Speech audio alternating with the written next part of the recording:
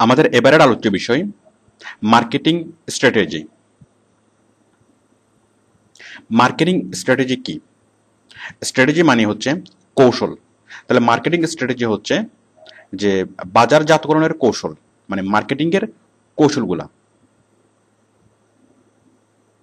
মানে আমি একটা প্রোডাক্ট কিভাবে মার্কেটিং করব, কিভাবে মানুষকে খাওয়াবো, কিভাবে আমার কনজিউমার বাড়াবো, সেটা কৌশল। আর যদি এটা কেতাবি ভাষায় বলি তাহলে এটা হচ্ছে যে মার্কেটিং স্ট্র্যাটেজি হচ্ছে লিমিটেড রিসোর্স দিয়ে গ্রেটেস্ট অপরচুনিটি অ্যাচিভ করা।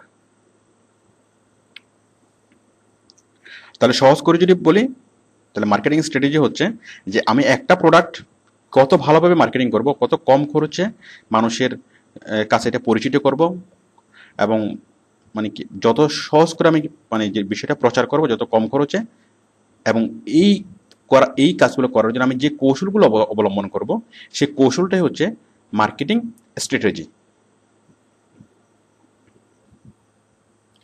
এখন আমরা বুঝবো strategies based on market dominance,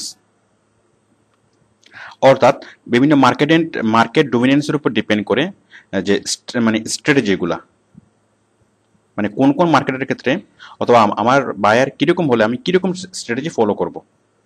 দেখুন এখানে হচ্ছে 4 রকমের ডমিনেন্স আছে। ফার্স্ট ওয়ান হচ্ছে লিডার। আমি যে যে কোম্পানির জন্য মার্কেটিং করব, মার্কেটিং স্ট্র্যাটেজিটা প্ল্যান করব, আমি আগে দেখবো যে সে কোম্পানিটা কেমন, মানে মানে সে কি লিডার, নাকি চ্যালেঞ্জার, নাকি ফলোয়ার, নাকি নিচার। এই বিষয়গুলোর উপর ডিপেন্ড করেই, মানে সে কোন ক্যাটাগরিতে আছে আমার কোম্পানিটা, সেটার উপর ডিপেন্ড করেই আমি আমার কৌশল সাজাবো। দেখুন লিডার মানে আমার যে প্রোডাক্ট, আমার যে কোম্পানি, সেই কোম্পানির প্রোডাক্ট যদি অনেক বেশি মানুষ ইউজ করে এবং সে যদি বাজারে একটা প্রভাব বিস্তার করে রাখে, সেটা সে হচ্ছে মার্কেট লিডার। যেমন আমরা বলতে পারি যে ইউনিলিভার আমাদের কনজিউমার প্রোডাক্টসের মধ্যে মার্কেট লিডার। সাপোজ আপনি যদি টুথপেস্ট ধরেন, সাবান ধরেন, তাহলে টুথপেস্টের মধ্যে ইউনিলিভার হচ্ছে মার্কেট লিডার, তেমনি সাবানের মধ্যে ইউনিলিভার হচ্ছে মার্কেট লিডার। ওকে, দেন চ্যালেঞ্জার। চ্যালেঞ্জার কারা? মানে তারা লিডার না, বাট তারা কি লিডারের সাথে কম্পিটিশন করে টিকে আছে। সাপোজ লাক্স সাবান এবং কিয়া সাবানও কেয়া বের করে, তাহলে লাক্স হচ্ছে মার্কেট লিডার আর কিয়া সাবান হচ্ছে চ্যালেঞ্জার। মানে তারা লিডারের সাথে তারা কম্পিটিশন করে ব্যবসা করে যাচ্ছে এবং প্রফিট ভালোভাবেই তারা টিকে আছে, চ্যালেঞ্জার। ফলোয়ার। এখন এই যে মার্কেট লিডার এবং মার্কেট চ্যালেঞ্জারকে ফলো করে অনেক অনেক কোম্পানি বাজারে এসছে। যেমন আমরা অনেকগুলো সাবান কোম্পানি দেখি, এই মানে নতুন নতুন অনেক অনেক সাবান কোম্পানি এসছে যেগুলা খুব কম চলে, বাট ওদের যে সাইজ, ওদের যে ডিজাইন, ওদের প্রাইস, সব কিছুই এদেরকে ফলো করে, লিডার এবং চ্যালেঞ্জারদেরকে ফলো করে। তাহলে এটা হচ্ছে মার্কেট ফলোয়ার। মানে পরবর্তীতে যারা আসে এবং এসে লিডার এবং চ্যালেঞ্জারকে ফলো করে, তারা হচ্ছে মার্কেট ফলোয়ার। যেমন এখন অজ্ঞাত যেসব কোম্পানিগুলো বাজারে সাবান তৈরি করে, এগুলো হচ্ছে মার্কেট ফলোয়ার। নিচের মানে যে মোটামুটি উঠে আসতেছে অথবা উঠবে করে চিন্তা করতেছে, মানে অল্প করে করতেছে, অল্প করে ওরা প্রচার করতেছে, ওরা হচ্ছে লিডার। তাহলে আপনি যে কোম্পানির জন্য মার্কেটিং স্ট্র্যাটেজি সাজাবেন, মার্কেটিং প্ল্যান করবেন, তো আপনাকে আগে বুঝতে হবে যে আপনার কোম্পানিটা কি মার্কেট লিডার, নাকি মার্কেট চ্যালেঞ্জার, নাকি ফলোয়ার, নাকি নিচার। এটার উপর ডিপেন্ড করেই আপনি আপনার স্ট্র্যাটেজি সাজাবেন। যেমন মার্কেট লিডার যে, সে তো অলরেডি মার্কেট শেয়ার তার আছেই, তো তার স্ট্র্যাটেজি একরকম হবে। যে মার্কেট চ্যালেঞ্জার, তার স্ট্র্যাটেজি একরকম হবে। ফলোয়ার এবং নিচার।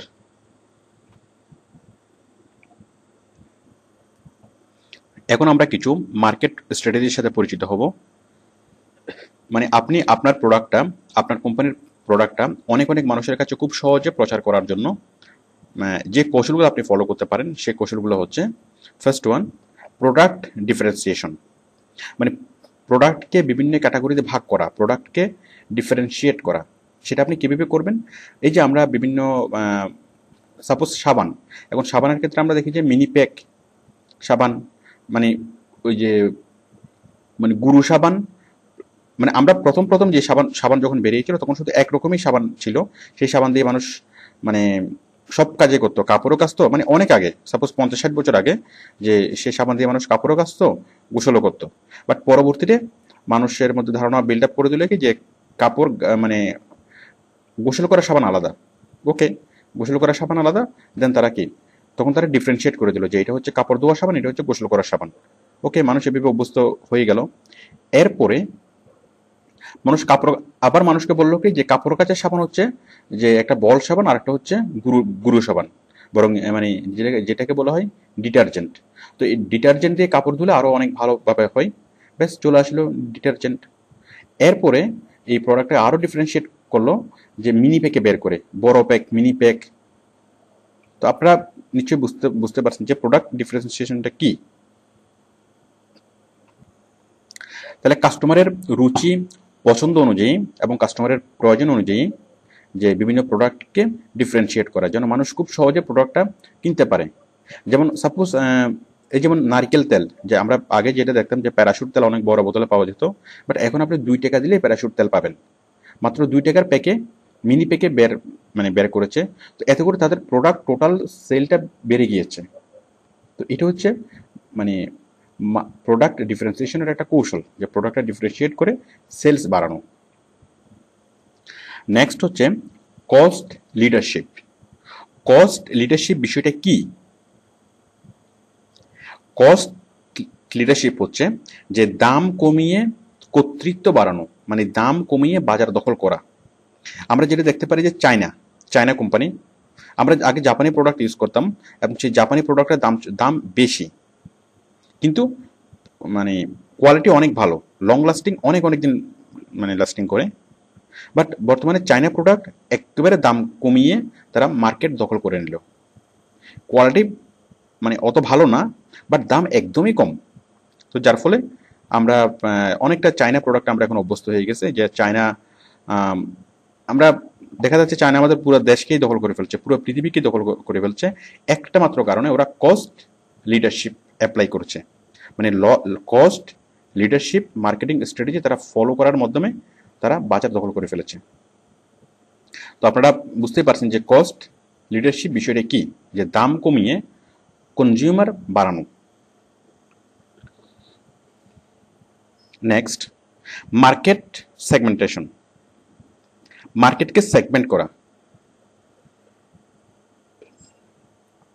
যেমন ধরুন এই যে gender, price, interest, religion, income, এর উপর ভিত্তি করে মার্কেট সেগমেন্ট করা। আমি একটু বিষয়গুলো লিখছি, আপনাদের ক্লিয়ার হবে।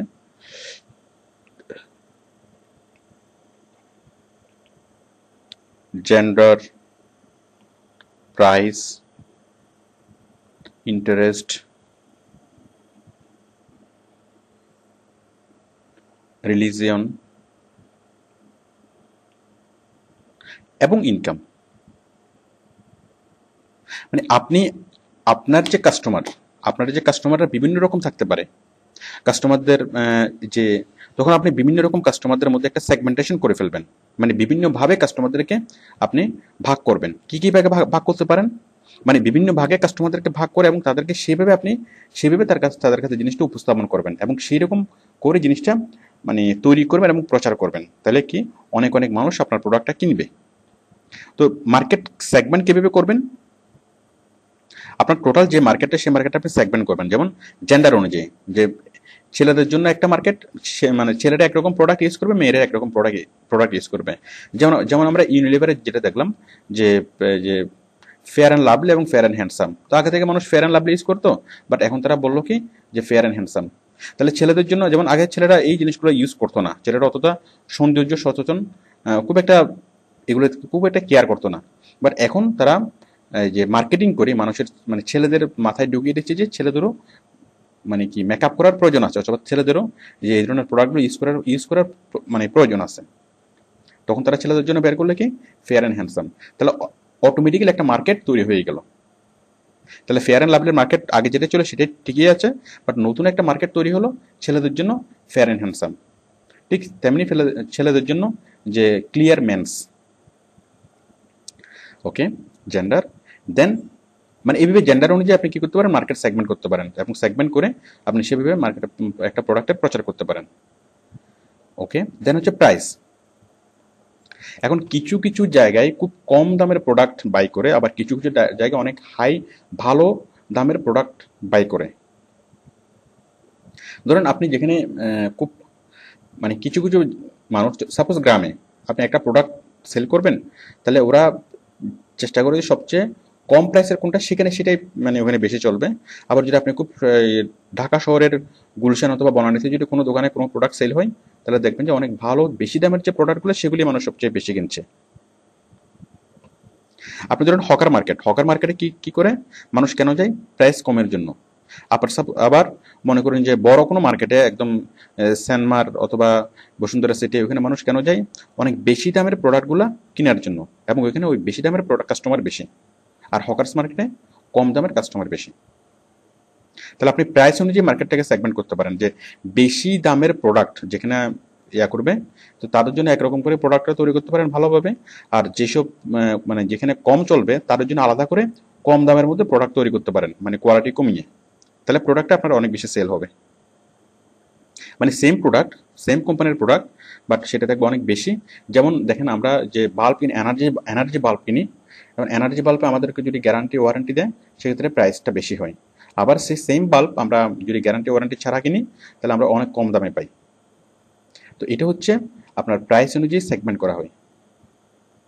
ইন্টারেস্ট, এখন আগ্রহ, মানে সে কাস্টমারদের যে আগ্রহ, সে আগ্রহের কোন কোন কোন কোন জায়গার কাস্টমাররা কোন কোন প্রোডাক্ট নিয়ে আগ্রহী, সেটা আপনাকে খুঁজে বের করতে হবে, এবং সেভাবে আপনাকে সেগমেন্ট করে যারা আগ্রহী তাদেরকে ওইভাবে প্রচার করতে হবে, এবং যারা আগ্রহী না তাদেরকে আগ্রহী করার জন্য ব্যবস্থা করতে হবে, তাহলে তারা সেই প্রোডাক্টটা কিনবে। রিলিজিয়ন, ধর্ম, এখন এক এক ধর্মের মানুষ এক এক রকমের প্রোডাক্ট ইউজ করে।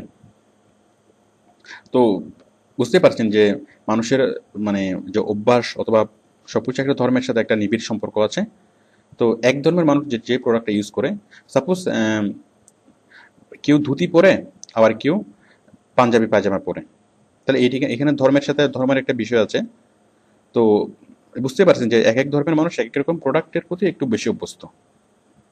যেমন কেউ অনেক শাকসবজি মানে বেশি খায়, আবার কেউ মানে ভেজিটেরিয়ান। ওকে, ইনকাম লেভেল, এখন আপনাকে ডিফারেন্ট ইনকাম লেভেলের জন্য ডিফারেন্ট মার্কেট সেগমেন্ট করতে হবে, যে আপনার সবচেয়ে কম ইনকাম যারা করে, মানে কম ইনকাম এরিয়া। সাপোজ গ্রামে আপনি যেরকম একটা প্রোডাক্ট সেল করবেন, আপনি গ্রামের জন্য যদি কোনো প্রোডাক্ট আপনি তৈরি করেন, আপনাকে অবশ্যই মানে কস্ট কমিয়ে আপনাকে তৈরি করতে হবে, কারণ তাদের ইনকাম লেভেলটা কম। আর আপনি যদি শহরের জন্য কোনো প্রোডাক্ট তৈরি করেন, অথবা কোনো দামি এলাকার জন্য, মানে খুব ভালো এলাকার জন্য, তাহলে সেখানে আপনি অনেক বেশি, মানে তাদের ইনকাম লেভেলটা বেশি, তাহলে আপনি সেভাবে তাদেরকে কোনো একটা প্রোডাক্টের প্রচার করতে পারেন, অথবা তাদেরকে কাছে সেভাবে মার্কেটিং করতে পারবেন। তাহলে কম দামের মানে ইনকাম লেভেল, যেমন আপনি একটা প্রোডাক্টের প্রচার যখন করবেন, তখন যেখানে যেভাবে প্রচার করা দরকার। সাপোজ আপনি যদি বস্তিতে প্রচার করেন কোনো একটা প্রোডাক্ট, তাহলে তাদেরকে বুঝাবেন যে এই প্রোডাক্টের দাম কম, সেই জন্য তুমি যদি এই প্রোডাক্টটা কিনো তাহলে তোমরা লাভবান হবা। আবার যদি আপনি গুলশান বনানীতে গিয়ে অনেক ভালো ভালো জায়গায় গিয়ে যদি মানে মানে এই ধরনের সোসাইটিতে গিয়ে যদি আপনি করেন, যে প্রচার করেন, তাহলে আপনাকে অবশ্যই বুঝতে হবে কি, যে এই প্রোডাক্টের দাম কম সেটা এখানে বলার দরকার নাই। কারণ দাম কম সেটা বললে তারা আপনাকে অ্যাকসেপ্ট করবে না, কারণ তাদের কাছে দামটা কোনো ফ্যাক্ট না। আপনি তাদেরকে বোঝাবেন যে প্রোডাক্টের গুণাগুণ অথবা এই প্রোডাক্টের স্ট্যাটাস, দেন তারা আপনার প্রোডাক্টটা কিনবে। তাহলে আপনি লো ইনকাম লেভেলের যারা কাস্টমার তাদের জন্য একভাবে প্রচার করবেন, আর হাই ইনকাম লেভেলের মানুষ যারা তাদের জন্য আপনি আরেকভাবে প্রচার করবেন। আশা করি বিষয়টা বুঝতে পেরেছেন। তারপর হচ্ছে ইনোভেশন স্ট্র্যাটেজিস। ইনোভেশন মানে নতুন নতুন প্রোডাক্ট ইনোভেট করার ক্ষমতা থাকতে হবে। যেমন আমরা দেখি যে এই যে লাক্স সাবান, আমরা কখনো ইউনিলিভার কোম্পানি আমাদেরকে কখনো লাক্স সাবান পুরনো হতে দেয় না, কেন? এখন মানুষের স্বাভাবিক একটা যে বৈশিষ্ট্য, যে একই প্রোডাক্ট সে যখন বারবার ইউজ করে, এগেন এন্ড এগেন একটা প্রোডাক্ট ইউজ করতে করতে সে একদম বিরক্ত হয়ে যায়, এবং বিরক্ত হয়ে সে ও প্রোডাক্টকে লিভ করে অন্য প্রোডাক্টে চলে যায়, যেটা আমাদের কমন টেন্ডেন্সি। কিন্তু সাপোজ ধরেন এই যে ইউনিলিভার কোম্পানি, ওরা এই যে লাক্স সাবান, ওরা এমনভাবে এই প্রোডাক্টটাকে প্রচার করে, ওদের যে এত এত সুন্দর ওদের মানে স্ট্র্যাটেজি, যে লাক্স সাবানকে কখনো আমাদের কাছে পুরনো হতে দেয় না।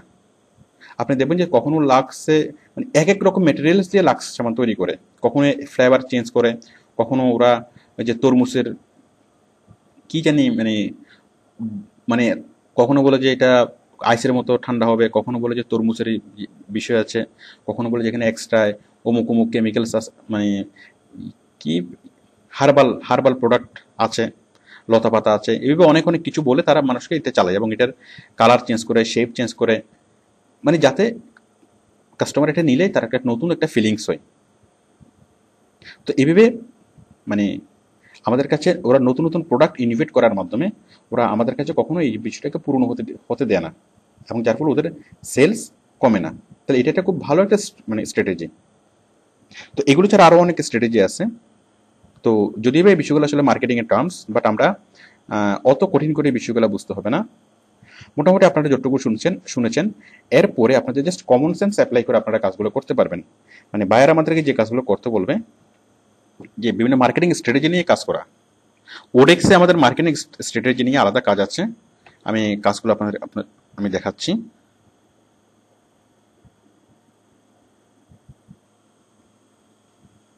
দেখুন, এই যে এসইউ কাজের নিচে এই যে marketing research and survey, business plan and marketing, এই যে business plans and marketing strategy. তো আপনি মোটামুটি এই যদি আপনার এই কাজটা যদি আপনি করতে চান, তো আপনাকে আপনাকে বিবিএ এমবিএ না করলেও চলবে, আপনাকে মার্কেটিং এ এমবিএ না করলেও চলবে। জাস্ট আপনার কমন সেন্স যদি আপনার ভালো হয়, আপনি যদি মোটামুটি চিন্তা করতে পারেন, তাহলে আপনি মার্কেটিং স্ট্র্যাটেজি মানে মার্কেটিং একটা কোম্পানিকে কিভাবে আপনি সাজেস্ট করবেন সেটাকে জন্য মানে প্ল্যান করা। তো যাই হোক, এই কাজটা আপনারা দেখতে পারেন, তবে এই কাজটা আপাতত করার দরকার নেই। এই কাজটা করার জন্য আপনাকে আরো অনেক ভালো প্রিপারেশন মানে নিতে হবে। আপনারা আপাতত যে কাজগুলো করবেন, এই জিনিসগুলো আমরা যেটার জন্য যেই কাজগুলো করার জন্য করছি, সেটা হচ্ছে ওয়েব রিসার্চ। মানে ওয়েব রিসার্চ করার জন্য আপনাকে মার্কেটিং স্ট্র্যাটেজি সম্পর্কে জানা, মোটামুটি স্ট্র্যাটেজি সম্পর্কে বুঝতে হবে, নাহলে আপনি ভালো ওয়েব রিসার্চ করতে পারবেন না। ওয়েব রিসার্চ হচ্ছে ওয়েবসাইট থেকে বিভিন্ন ইনফরমেশন কালেক্ট করা। এই যে আমরা একটু আগে যা শিখলাম, যে marketing strategy, marketing research, market promotion, internet marketing, এই সবগুলো হচ্ছে এই ওয়েব রিসার্চ ক্যাটাগরির কাজগুলো করার জন্য। আমি এতক্ষণ যে স্ট্র্যাটেজিগুলোর কথা বললাম, আপনি কোন স্ট্র্যাটেজি ফলো করবেন সেটা কিসের উপর ডিপেন্ড করবে? সেটা ডিপেন্ড করবে আপনার কোম্পানিটি এটা কি পাইওনিয়ার নাকি ক্লোজ ফলোয়ার নাকি লেট ফলোয়ার, তার উপর। যেমন যদি যদি পাইওনিয়ার হয়, আপনি একরকম স্ট্র্যাটেজি ফলো করবেন, যদি ক্লোজ ফলোয়ার হয় একরকম স্ট্র্যাটেজি ফলো করবেন, আর লেট ফলোয়ার হলো আরেক রকম। আচ্ছা, পাইওনিয়ার কি? পাইওনিয়ার হচ্ছে যে কোম্পানিটা পথপ্রদর্শক, মানে সর্বপ্রথম সে এই এই মানে প্রোডাক্টটা বাজারে এনেছে, সে হচ্ছে পাইওনিয়ার। যেমন প্রথম ক্যামেরা এনেছিল আপনার এই কোডাক, তাহলে কোডাক হচ্ছে ক্যামেরার জগতে পাইওনিয়ার, ফিল্ম অথবা ক্যামেরার জগতে পাইওনিয়ার হচ্ছে। ওকে, ক্লোজ ফলোয়ার কারা?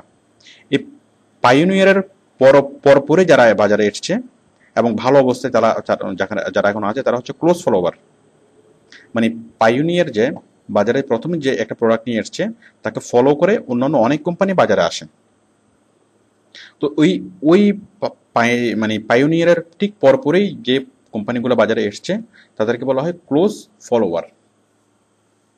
তারপর হচ্ছে লেট ফলোয়ার, যারা অনেক পরে বাজারে এসছে তাদেরকে বলা হয় লেট ফলোয়ার। যেমন আমি যদি বাংলাদেশের দৃষ্টিকোণ থেকে বলি, সাবানের মধ্যে এই পাইওনিয়ার হচ্ছে মানে ইউনিলিভার। সাপোজ এই লাক্স, এটা আমরা মানে গায়ে দেওয়ার সাবান, এটা আমরা অনেক অনেক আগে থেকে আমরা চিনি। লাক্স সাবান হচ্ছে সাবানের জগতে পাইওনিয়ার। দেন ক্লোজ ফলোয়ার হচ্ছে সাপোজ কেয়া, তারপর আরো অন্যান্য যেসব সাবান এখনো মোটামুটি ভালো চলে সেগুলো। আর লেট ফলোয়ার কারা? যে লেট ফলোয়ার হচ্ছে আরো অখ্যাত অনেক ছোট ছোট সাবান কোম্পানি আছে, এই সাবান কোম্পানিগুলো হচ্ছে লেট ফলোয়ার। এখন আপনি কোন স্ট্র্যাটেজি ফলো করবেন তা এটার উপর ডিপেন্ড করবে। তো আশা করি আপনারা মার্কেট স্ট্র্যাটেজি বুঝতে পেরেছেন, এবং ওয়েব রিসার্চের কাজ করার সময় আপনাদের এই বিষয়গুলো কাজে লাগবে। মানে আমরা এতক্ষণ যা শিখলাম, মার্কেটিং স্ট্র্যাটেজি, মার্কেটিং রিসার্চ এবং মার্কেট প্রমোশন, এই যে ওয়েব রিসার্চ, ওডেক্সের যে ওয়েব রিসার্চ, এই কাজটা করার সময় আপনাদের এই বিষয়গুলো কাজে লাগবে। ওকে।